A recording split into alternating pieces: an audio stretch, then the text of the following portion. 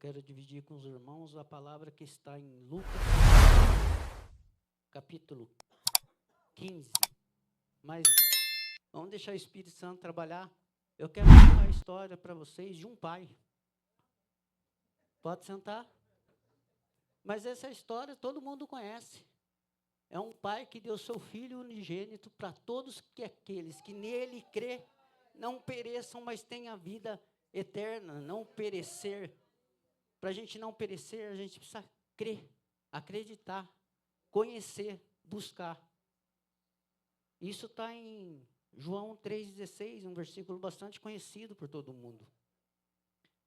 Mas, na verdade, o que Deus me deu para me pregar está em Lucas capítulo 15, versículo 11.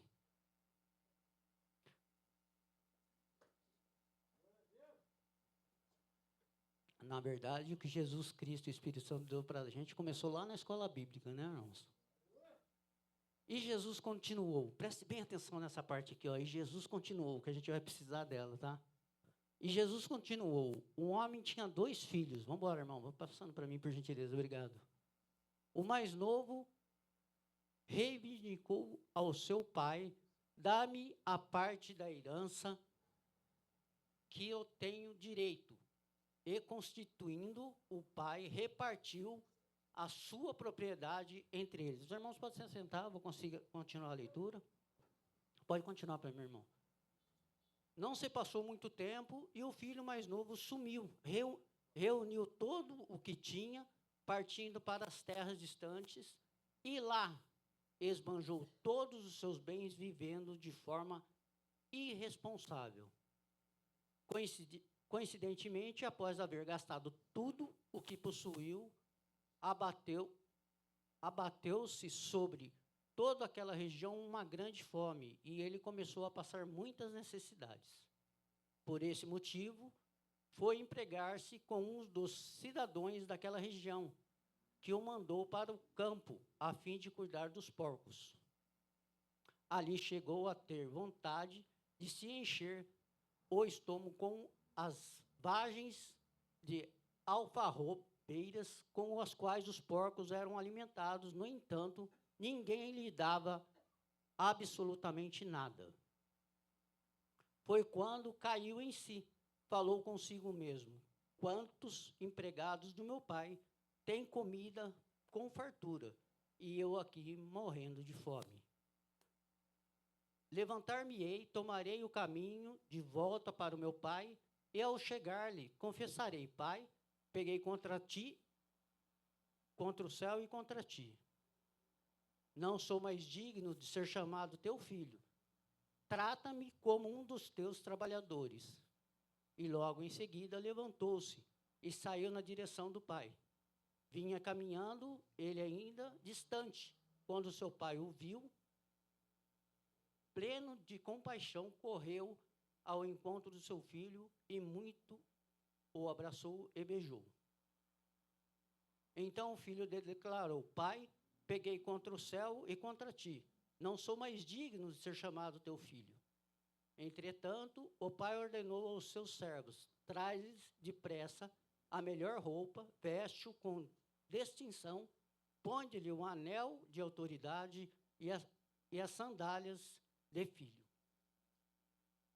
Também trazei o novilho gordo e preparai. Comamos, façamos uma grande festa e regozijamos. Até aí, irmãos. É uma história também bastante conhecida por todo mundo, mas eu fui pesquisar, fui procurar e encontrei uma pregação, irmãos, que me levou de um ponto de vista diferente com o que a gente está acostumado. Lembra no comecinho? Põe lá no começo para mim da história, irmãos. Lucas 11. 15, 11, isso. Jesus continuou. Essa história, se a gente for ver, ela fica numa situação que ela não tem um fim definido. Ela termina com Jesus, com o pai falando com o filho, que estava na festa, e pedindo para o filho entrar na festa. O filho não queria entrar. E no começo da história, está aqui, e Jesus continuou. Por que ele continuou? Porque antes ele estava contando uma outra parábola. Ele estava contando a parábola das dracmas perdidas, que eu também já preguei aqui. Mas a gente se atenta muito à dracma. A história não está muito preocupada com a moeda perdida. Ela está falando da mulher que perdeu a moeda. A intenção da história é a mulher que perde a moeda, não a moeda que está perdida. E essa história, por sua vez, também. Ela começa, põe no começo dela para mim, por gentileza, irmãos. Acho que é um pouquinho para trás,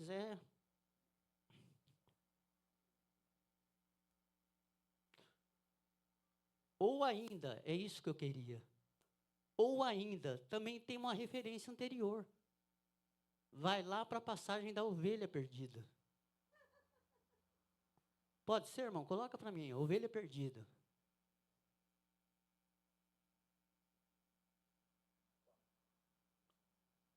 Qual dentre vós? Vamos lá, agora eu quero colocar os irmãos no contexto que o pregador me levou lá. Ele é um arqueólogo e ele mostrou a casa como era para a gente poder entender. A casa nessa época era um sobrado, não é esse sobradão que a gente está acostumado hoje, não. Um sobrado simples, que eram as casas que eles utilizavam na época. Na parte de baixo da casa era onde ficavam os animais. Então, geralmente, era um animal de tração, para puxar ou para se montar. Uma ovelha, talvez uma vaca para tirar leite, na parte térrea. E a cozinha. Eu falei para minha esposa da cozinha, ela falou, nossa, mas cozinha nessa situação? Eu falei, não é a cozinha de hoje que você vai lá e compra 1 quilo de carne empacotada. Tinha que se abater o animal. O leite não sai de caixinha, para quem não sabe, tinha que ter a vaca para tirar na época. Então, na parte de baixo ficavam os animais, o transporte da época. Na parte superior ficavam talvez 2 quartos para visita. E na parte superior da casa, que seria a laje, teria tipo uma tenda, uma coberta, que seria o que a gente conhece por... Deixa eu ver se eu lembro o nome. Acho que é sinédrios. A parte superior, onde se convivia, era a parte social da casa. Quando a gente vê a passagem que fala que Paulo estava pregando que o menino caiu, talvez ele possa ter caído desse beiral. Tinha a laje e tipo um parapeito. Talvez ele tenha caído desse lugar. Nesse lugar que foi feita a Santa Ceia, provavelmente. Era nesse lugar que eles se reuniam para se alimentar, para conversar, para falar sobre a Bíblia. Jesus costumava pregar nesse lugar também.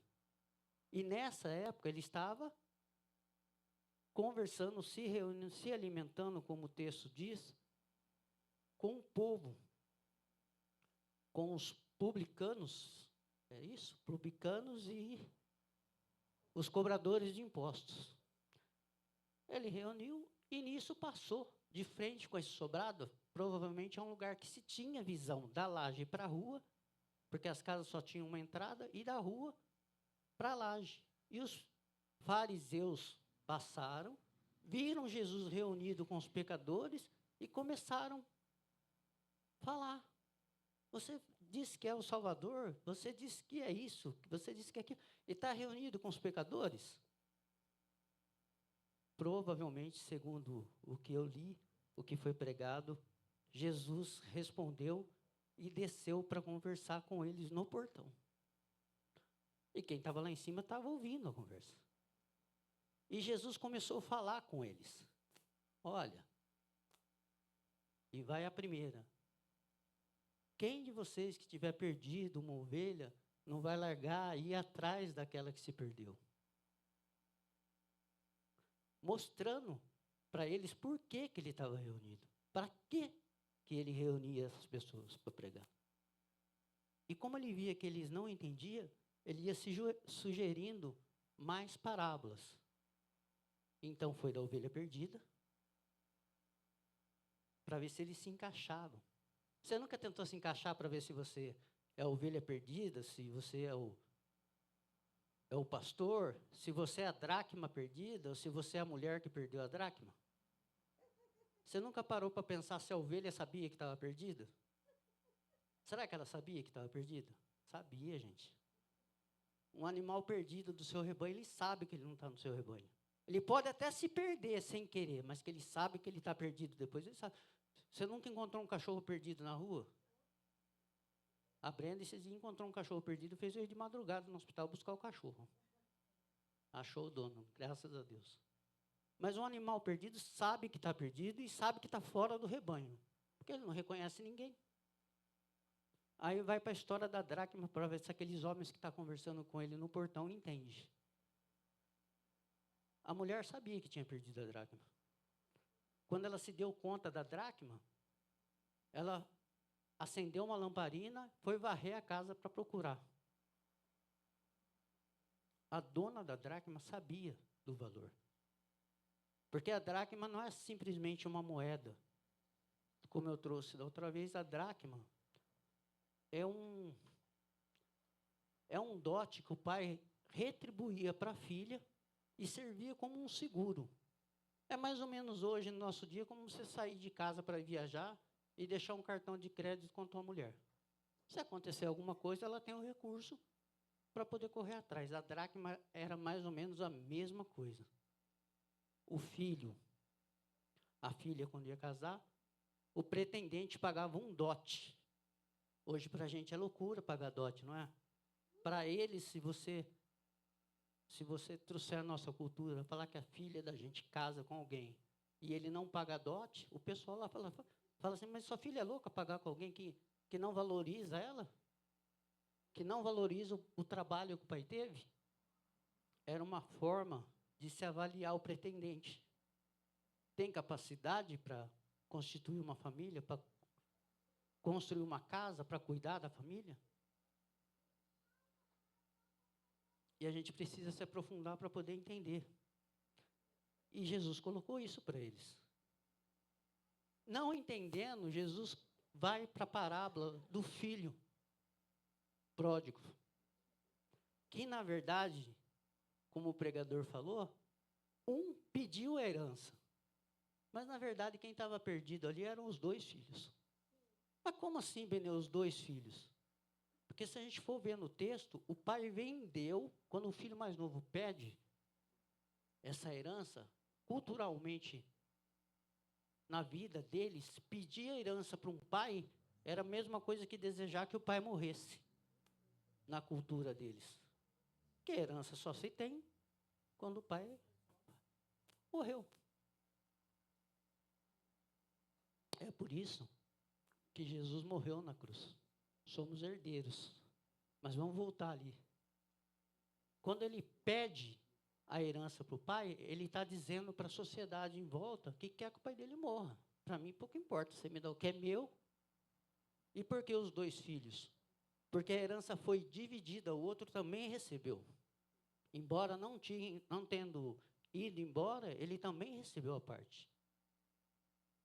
Só que ele ficou meio de boa, né? Meio debaixo do pano, né? Acontece que o filho sai, gasta tudo que tem,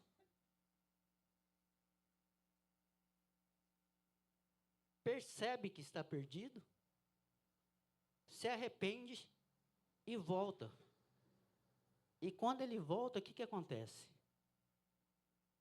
O pai está esperando. O pai vê ele vindo, porque o pai está esperando ele voltar. Está ansioso para que ele volte. E provavelmente sabia que ele ia voltar.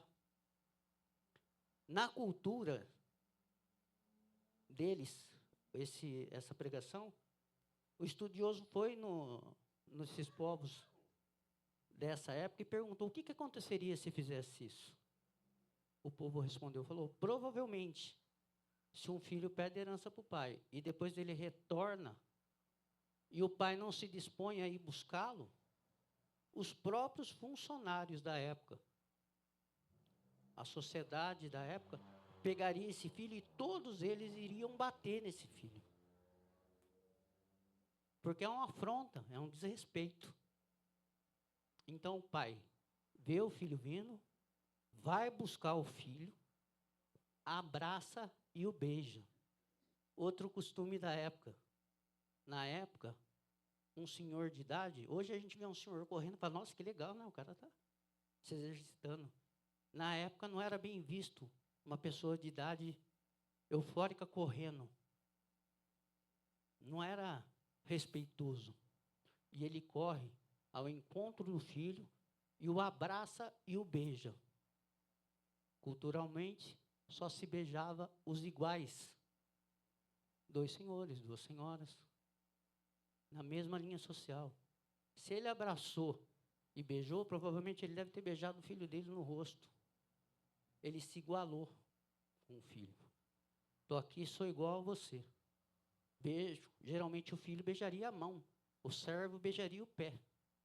Para a gente é meio estranho, mas na cultura dele é assim que funciona. Então o pai corre para proteger o filho, para tomar a responsabilidade daquilo que o filho estava fazendo e mostrar que ele aceitava aquilo. É o que Jesus faz com a gente hoje. É o que o Espírito Santo busca a gente para mostrar hoje. Às vezes a gente fica constrangido, né? E o Senhor se coloca nessa posição. E agora, voltando para o portão da casa que eu tentei colocar vocês, lembra que talvez Jesus estaria no portão, próximo, conversando. E na passagem, Jesus começa a falar que foi dado para ele as sandálias como filho, uma vestes nova e um anel. Deus está dizendo que Ele tem para você, quando você se aproximar dEle, exatamente tudo que você tem direito. Vai precisar corrigir? Vai precisar corrigir. Mas você não perdeu nada. A única coisa que você precisa é do arrependimento do que você possa ter feito errado, ou do que você está errando. Talvez você fale assim, não, mas eu tenho pouca idade. Ou talvez você fale assim, eu tenho muita idade.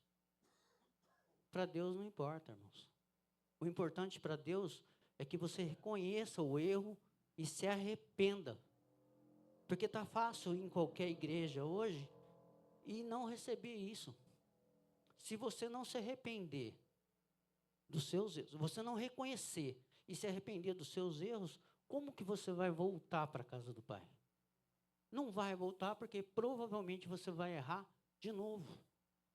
Talvez as circunstâncias que você se encontre, é exatamente isso que Deus quer. Que você reconheça para você não errar. Porque talvez hoje você errou somente gastando a fortuna do teu pai. Mas se não tivesse sido corrigido, se não tivesse se arrependido, talvez ele gastaria toda a fortuna dele, do pai dele, do irmão dele, tudo. Ah, Beni, mas eu estou esperando uma bênção grande do Senhor. Eu quero dizer para você que Deus pode te abençoar com essa bênção e com uma bênção muito maior. E é necessário, exatamente isso que a gente aprendeu na escola bíblica. É necessário crer. Mas você não consegue nem abrir a boca para dar glória a Deus, aleluia, eu creio. Como é que você vai receber? Como é que você vai se mover? Como é que a sua vida vai ser testemunha para as vidas que estão próximas a você, se você não verbaliza, se você não crê, se você não vive? Ah, Beni, não, tudo bem, eu concordo que Deus pode, mas fica mudo e calado. É o verdadeiro crente 007. Ninguém sabe que você é crente. Ninguém pede para você orar.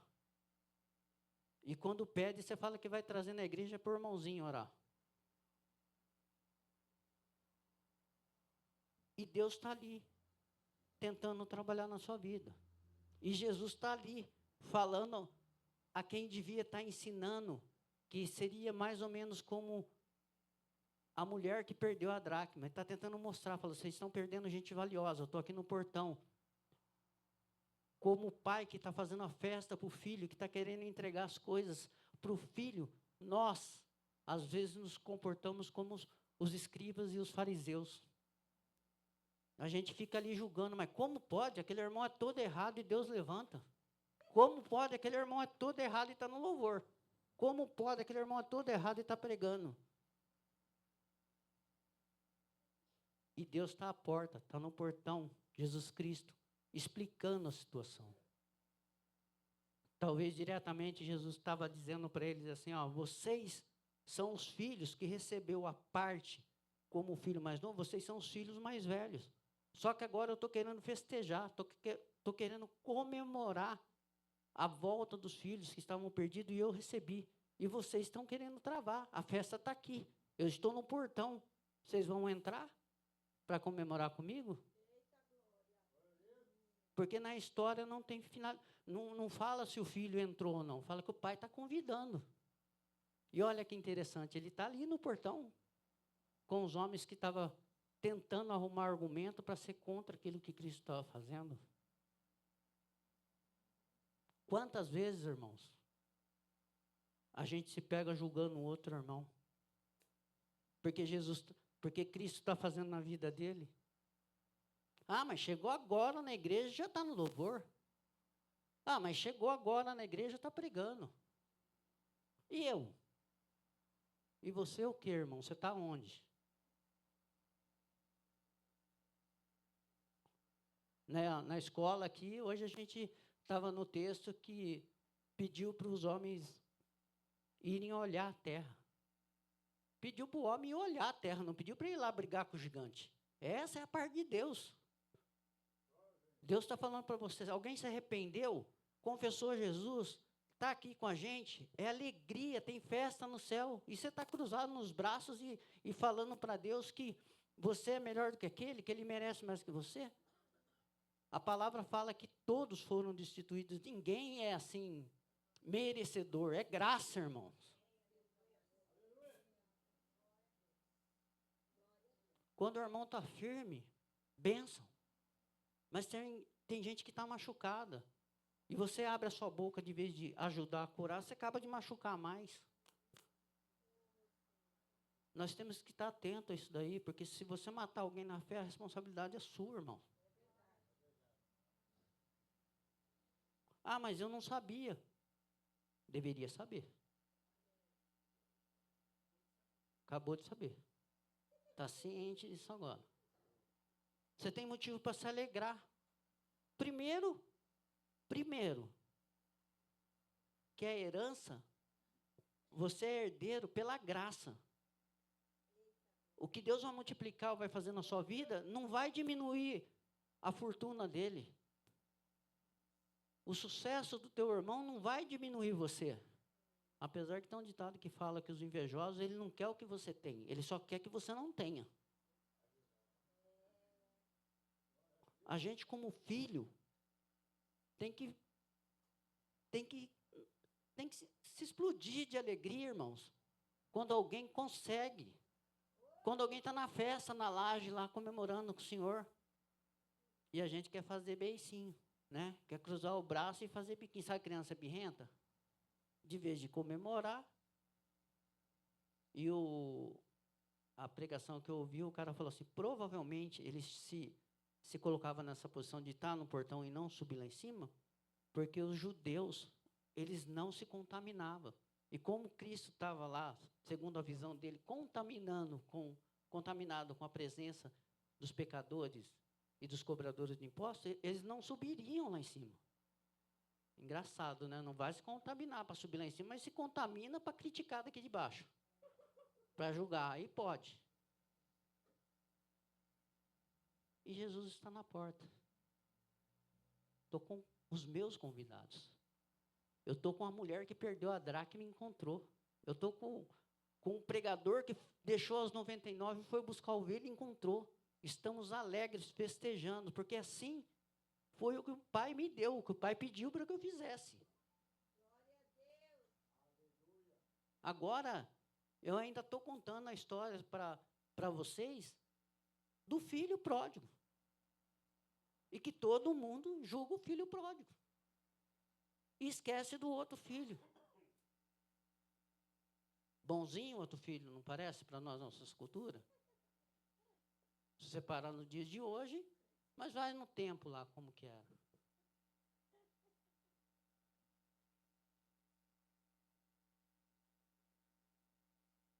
Já se pegou no portão, irmãos? Já se pensou no portão, Jesus explicando a situação para você?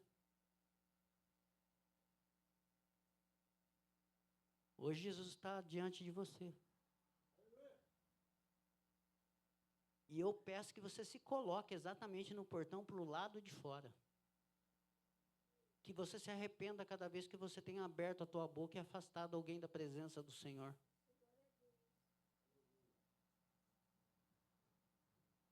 Ah, mas eu nunca falei nada. Então que o Senhor trabalhe na sua vida para que você se arrependa de ter ficado de boca fechada. Porque quando não sabe, é uma coisa. Mas quando sabe e se cala, é pior.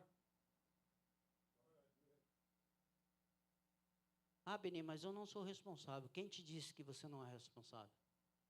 A palavra fala que o que Deus dá para você, os dons que Deus dá, a sabedoria que Deus dá, é para você atribuir à igreja, atribuir aos irmãos. É para servir os irmãos. Não é para você se servir.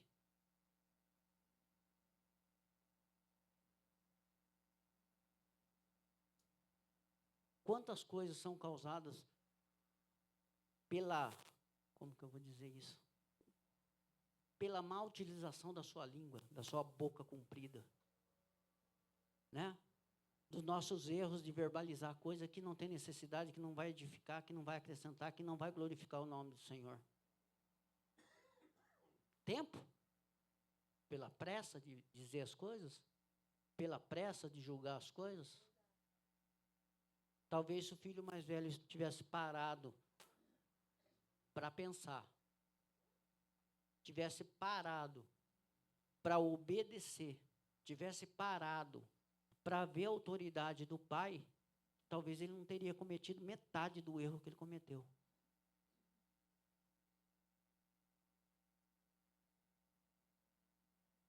Legal a história não ter fim agora, não é?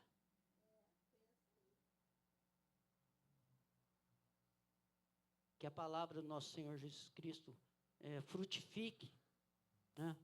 Cada vez que as coisas ficar pesada, ficar difícil para você pensar, pensa. Pensa na vida da pastora, o que ela diz para você. Pensa na vida de quem está na frente de algum ministério, o que ele diz para você. Dia dos Pais hoje, olha que legal. Quando tiver difícil, procura o seu pai, pede uma orientação para ele.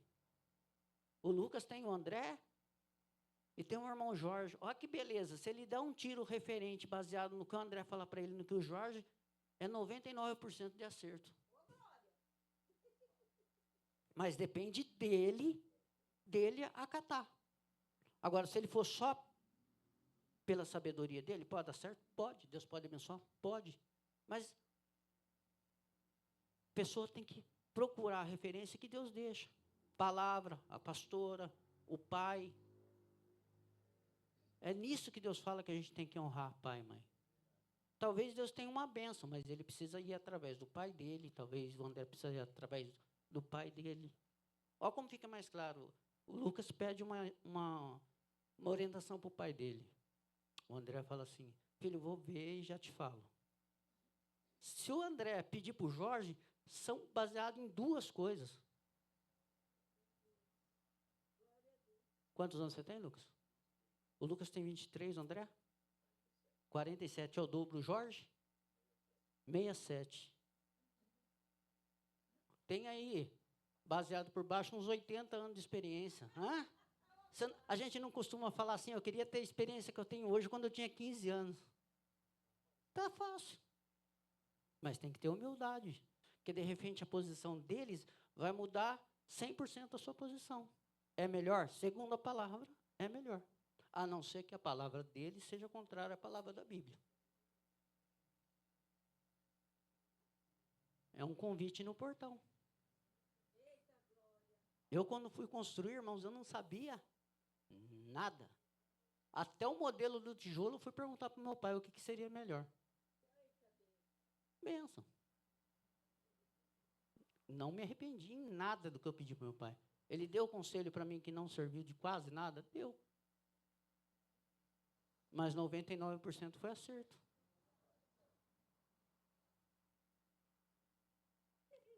Levante de manhã, coloque o joelho no chão e agradeça a presença dos seus pais na sua vida. Sabedoria para você. Tem gente que tem pai, tem mãe, tem avô, tem bisavô e perde. E comete. E é engraçado que comete os mesmos erros que ele cometeu simplesmente por não pedir uma opinião, uma direção. É gente que andou. É fácil, gente. Quando você vai viajar para algum lugar, quem tem um pouquinho de sabedoria vai fazer o quê? Vai perguntar para alguém que já foi para lá. Qual que é o melhor roteiro? O que eu posso fazer? Aonde que é uma pousada legal, um preço legal? Qual praia é melhor para ir? Que tempo do ano é melhor? E a gente não pega isso.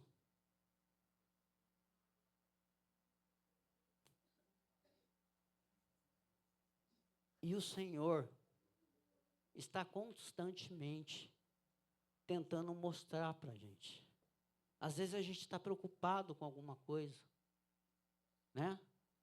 A palavra fala que a gente tem que ter bom ânimo. É difícil? É difícil, irmãos. Se você perguntar para as pessoas mais velhas, é difícil manter o bom ânimo? É difícil, né? Temos guerreiro aqui, o Tidinho, o Jorge, o Valmir, né? O irmão Valdomiro, família grande, bênção do Senhor. Mas os problemas também são grandes, irmãos. As batalhas são pesadas. Ah, eu quero ser empresário. Você acha que vai ser empresário e vai ser lisinho, você não vai ter nada para resolver. Ah, eu queria estar na frente do Ministério do Louvor. Hein, Tiago? Coisa simples, portaria. Você acha que vai ser uma beleza. Queria estar no louvor. Vem aqui, faz que nem o Eliseu, senta aqui, vem na... Não é proibido não, né, Tiago, para vir assistir, né? Pode vir, vem. Vem assistir o ensaio. A palavra fala que um irmão afia o rosto do outro. Tem vezes que é com navalha, tem vezes que é com foice. Mas você não quer aprender, irmãos? Eu quero construir uma casa. Você não vai procurar como é que é o alicerce? Se Deus está dando a possibilidade de você abençoar um cara para ir lá e fazer, ou se a intenção de Deus é que você coloque a mão e faça. Se coloca na posição, irmãos. Às vezes você está ansioso, que a palavra fala para você não ficar ansioso, e você fica ansioso, como o irmão Rodomiro trouxe. Você quer ficar ansioso com coisa que Deus falou que vai te dar. Procura o reino de Deus e a sua justiça, e essas coisas. Lá no texto está essas coisas. Aí você está preocupado com o que você vai comer, com o que você vai vestir, com o aluguel. Deus cura o câncer, mas não tira a febre.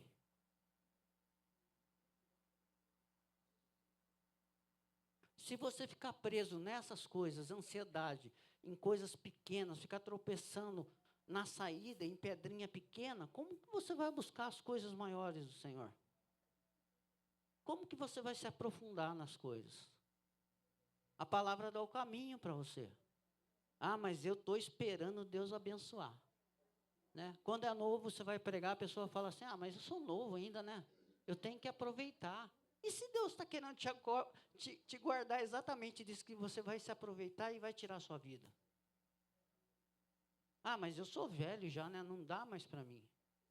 E se a intenção, o trabalhar do Senhor é que com a tua idade você se fortaleça no exercício de fazer o que Ele está pedindo para você.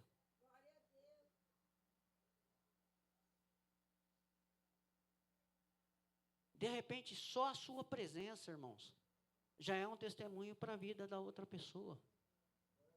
Muitas vezes a gente fala assim, ah, eu não vou porque eu estou doente, porque eu estou com dor na perna. Eu me senti envergonhado, irmãos. Uma vez eu estava vindo para a igreja, eu estava cansado de trabalho. Somente canseira, exausto. E quando eu cheguei aqui na esquina de carro, uma irmã aqui da igreja tinha vindo de um ônibus. Onde que a irmã mora? Aquela irmã que tem bastante problema? Ela mora em Aparecidinha, irmãos. Eu moro aqui, quase no mesmo bairro aqui. Ó. É ligar a chave do carro e desligar. Carro. Eu vim de carro reclamando e ela descendo de ônibus lá embaixo e subindo a pé. Com toda a dificuldade que ela tem. Eu podia dizer que isso foi um tapa, mas não foi um tapa não, irmãos. Não foi um tapa não, foi um empurrão para que eu valorizasse o que Deus tinha me dado. Ah, pede carro e está reclamando, gente, de carro. Deixa vir a pé para ver se resolve. Ah, eu queria muito construir. Eu quero muito, Benel, eu quero muito minha casa. Mas Deus já deu o terreno, tijolo, cimento, areia, e a pessoa está de braço cruzado. Está faltando o quê? Ah, mas eu não sei. Ah, eu vou ensinar uma receita para você, eu também não sabia. O pessoal foi fazer reforma na igreja, falou assim, quem que vai poder ajudar? Eu levantei os 2 braços. Por interesse. Deus conhecia o meu coração. Por interesse. Eu vim e fiz de tudo, irmãos. A única coisa que eu sabia fazer, que eu tinha sido servente, era a massa. Do resto, eu aprendi tudo com os irmãos aqui. Vi muita coisa errada? Vi. Sei que não era para fazer daquele jeito. Vamos fazer o certo.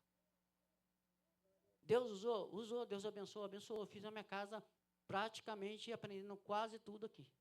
Tudo, irmão, tudo. Eu reboquei em casa, eu coloquei piso. Não posso dizer assim, nossa, que maravilha, como ficou 100%. Mas está lá, está o piso. A gente saiu da poeira. Melhorou? Eu consigo fazer melhor agora? Consigo.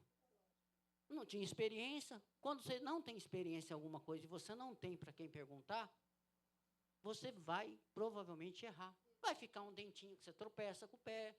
Vai ficar um rejunte um pouquinho fora. Se você tem experiência e pergunta, até mesmo como eu perguntei para o meu pai a respeito de tijolo, você erra em menos coisa. A gente, no começo aqui, quando foi rejuntar, todo mundo inventou de rejuntar. Pastora, Claudete, todo mundo ficou sem digital, irmãos. Porque a gente queria passar o rejunte e tirar na mesma hora, não é assim que funciona. Se tivesse alguém experiente, ia falar, vocês passam o rejunte, espera secar e não passa com o dedo, corta um pedaço de chinelo. Ninguém pediu nada. A gente passando piso branco, passando rejunte de chocolate, se eu não me engano na época, molhado. Eu e o Valmir lá na frente esticando o rejunte, e o Tidinho passando pano molhado em cima do rejunte. A gente não sabia se chorava ou se ria, irmãos. O Tidinho aqui na frente, eu lembro como se fosse hoje, a gente estava perto da porta ali, o Tidinho fez assim, ô irmão, se ninguém vier me ajudar, vai ficar difícil. O Valmir, eu deitou no chão ali, começou a rir. Das outras vezes que a gente foi fazer, foi mais fácil, irmãos. A gente passou o rejunte, esperou secar, veio com um pano seco, passando, tirando aquele pó em cima. 100%. O Tiago pediu para mim dar uma força na casa dele. Vamos lá colocar porcelanato? Vamos lá. Para ajudar, ele inventou um outro esquema para colocar, que não tinha nada a ver com isso aqui. Você coloca, falei, Tiago, eu sei o básico, vamos lá, eu falo para você o que eu sei, você junta com o que você acha que dá certo e vamos embora. A gente colocou. Fácil. O difícil foi trabalhar com o Tiago e com o irmão dele lá, que os dois, do quarto, os pés dele iam lá na cozinha quase. E ficava no corredor, um com a cabeça para o quarto e o outro com a cabeça para cá, e eu no meio tentando fazer alguma coisa. Ficou bom, não ficou, Tiago? Com uma bênção lá. O cara que foi profissional, depois que foi colocar, acho que o rodapé, falou que estava excelente. Você vê a importância de você tirar a experiência com quem tem, né? Só que para isso você tem que ter uma humildade, irmãos. Se você vai perguntar uma coisa, você não sabe nada e a pessoa sabe tudo, zero seu e vai no conhecimento dele. Agora, você quer fazer coisa que você nunca fez, sem experiência, e você não quer comunicar com quem sabe, vai ficar mais difícil para você. Deus tem um propósito na sua vida, certo? Deus levantou homens e mulheres para trabalhar e deixar isso aqui para a gente, ó. Certo? Para você se orientar. Deus levantou a igreja, mas tem gente que quer fazer em casa do jeito dele. Deus levantou os irmãos, uns melhores, uns não tão melhores assim, né? Para servir de exemplo. Mas Deus quer que você esteja junto, né? Deus colocou todo mundo junto, para servir junto, para aprender como deve servir. Porque às vezes, mesmo você estando numa situação melhor, um pouco mais, Deus te abençoou um pouco melhor com sabedoria, recurso financeiro, força, né, beleza, né? Talvez Deus te coloque, mas Deus vai te mostrar que às vezes você tem que ser um pouquinho mais feio, tem que ser um pouquinho menos endinheirado, um pouquinho menos sábio, para você se igualar como o pai fez, abraçar e beijar na mesma posição. Porque é mais fácil você trazer a pessoa para a mesma posição que você, porque dali para frente vocês andam junto e sobe, né? Do que você estar aqui toda hora, aqui embaixo, aqui, ó, tendo que pegar a pessoa lá embaixo, correndo o risco de você dar a mão. Quem que falou hoje que foi dar a mão para uma pessoa, a pessoa te puxou para baixo? Foi na escola bíblica, né? Então, é mais fácil, irmão. Ai, olha que beleza que o Espírito Santo está dando agora. Alguém te chamou para orar? Antes de começar a orar, conversa com a pessoa. Irmão, o que está acontecendo? De repente, é um conselho que você pode dar a respeito de um casamento, a respeito de um filho. De repente, a pessoa tem um primeiro filho, ou vai ter o primeiro filho e está pedindo uma experiência para você que já tem 4. Você pode auxiliar. Você pode falar, irmão, vai ficar mais complicado. Vai pesar mais, você vai gastar uma fortuna em fralda. Mas fica tranquilo, Deus vai abençoar. Né? Ou de repente você pode falar assim, ó, é trabalhoso, mas pensa numa delícia você ter umas princesas chamando você de pai. Não tem preço. É ou não é, irmão? Vamos dormir. Né? Aquela doideira no apartamento, mas quando as crianças começam a rir que está tudo bem, gente, é a flecha no alvo certinho, na mosca.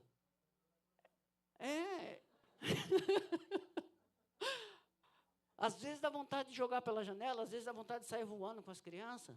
É bênção, irmãos. Mas como é que você vai ter essa referência se você tem um filho e você não pergunta nada para ninguém?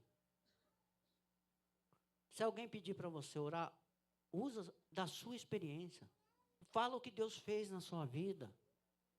Né? A pastora fala aqui direto. Não é que ela tinha pavio curto, ela não tinha pavio. Eu e a Claudete é diferente. A gente nunca brigou com nada, a gente nunca bateu em estojo de parafuso, nunca quebrou o coador de café. Aqui na igreja eu sei que é assim. A Sabrina é uma mansidão, né? Mas a gente tem que entender, a gente tem que absorver o que Deus está falando. A gente fez uma oração para que a gente não saia daqui da casa do Senhor durante o louvor como a gente entrou. A gente tem que prestar atenção na riqueza que Deus tem para a gente, irmãos. Tem que valorizar. Escola bíblica, muita gente não consegue. Se esforça para vir, irmãos.